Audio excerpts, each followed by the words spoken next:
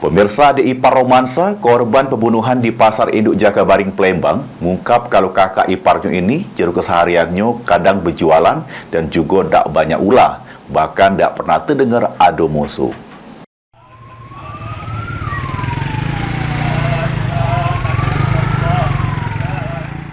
Pecah inilah suasana rumah duka romansa lanang berumur 39 tahun yang jadi korban pengeroyokan dengan senjata tajam di Jalan Pangeran Ratu, Kelurahan 15 Ulu, tepatnya di Pasar Induk, Palembang.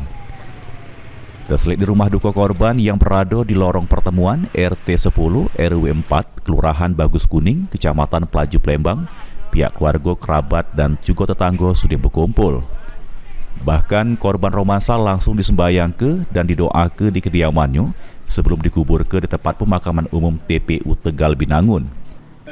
Menurut keterangan adik ipar korban, kalau korban ini sebelumnya tak katik masalah karena uangnya tak banyak tingkah dan untuk kesehariannya korban ini galak berjualan. Sebelumnya pernah ada musuh, pecah mana gak ada, mau pecah mana gak? Ada masalah? Masalah hati bersama itu.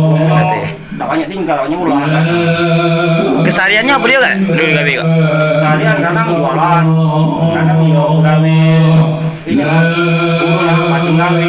Korban ini sudah berkeluarga gak? Baru anak siko. Anak siko gak? Heru Wahyudi, PAL TV.